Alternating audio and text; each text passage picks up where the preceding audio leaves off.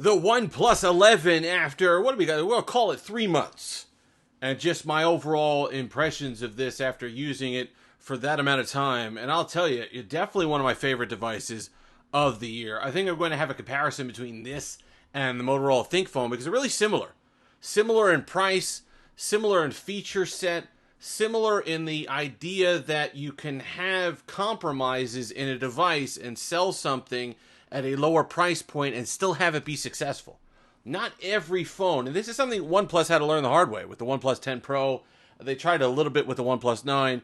Not every device has to go up against Samsung. Not every device has to have every flagship feature and be over $1,000 in order to be successful.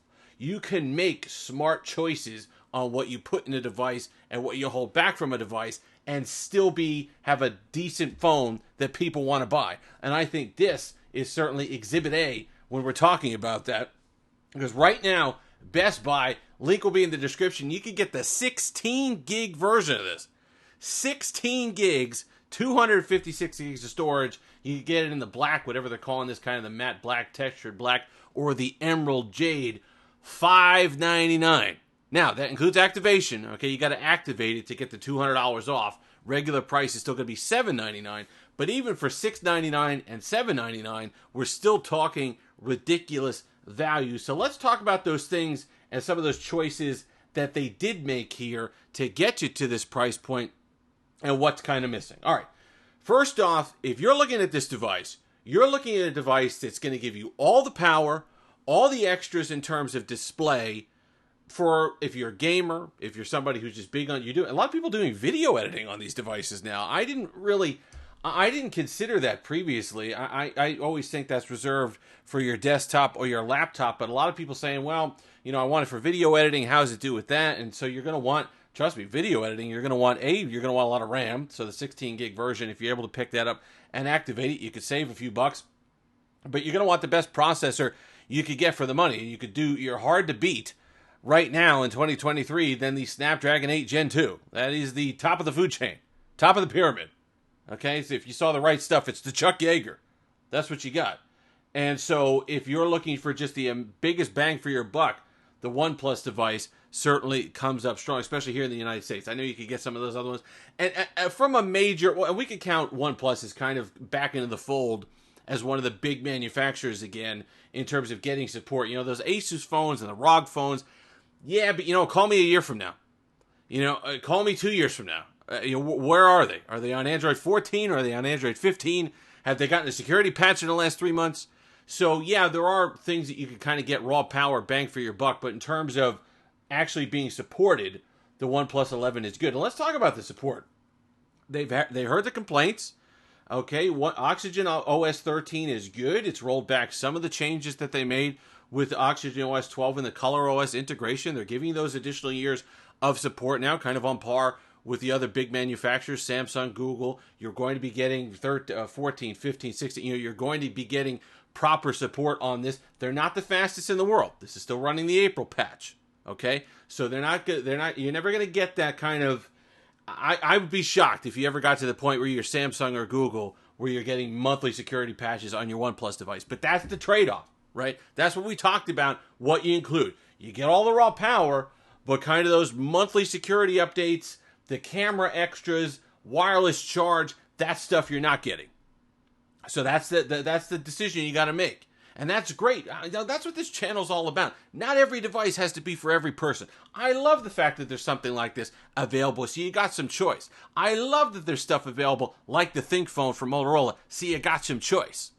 You want the top of the food chain? Fine, go get spend your $1,300 and get the S23 Ultra. But if you're honest about your usage, if you're honest about what it takes in a day to get you through a day with a smartphone, this is going to serve a lot of people that may otherwise spend extra money they don't need to. So you don't have to worry as much about support with OnePlus. It's running well. I can tell you that. 120 hertz, super smooth. Scroll is great. Performance is excellent. You get the curved. So like I said, if you're coming from an old school S device and you don't want it to be insulted by getting an S23 Plus, if you don't need an S Pen, get yourself this. If you're coming from an S10 or an S20, you're gonna, or S21 even, to a limited extent, you're going to feel right at home. Got a tapered display, got the waterfall edge, Quad HD display, which you pick up, which you don't get on some of the other devices, the lower cost devices in the Samsung and Google range. 120 hertz display, no problem. Battery life that you get with the efficiency of the Snapdragon 8 Gen 2, which is great across the board. That's why, listen, I'm just going to take a shot at the Google. Everyone, I go on the Pixel forums and I complain about the battery life for the 7A. And I'm like, oh, it takes a week to come in. Oh, this didn't take a week to come in. This was good from the start. Sometimes it might just be your hardware. If your hardware is good, you're going to be in good shape. Build quality, some people complained about it. Said it felt on the cheap side. I am not one of those people. Feels solid. You got the textured black on the back one. You got the glossy kind of jade green on the other one. Metal frame. You still got the alert slider, the OnePlus slider here, which is good. You're either going to like the aesthetic of the stovetop grill here, or you're not. But I think it feels solid. It's got a good weight to it. Yeah, you're sacrificing wireless charge, but you know what you are picking up? You are picking up this guy down here, which is a USB-C port for your SuperVOOC 80-watt charging.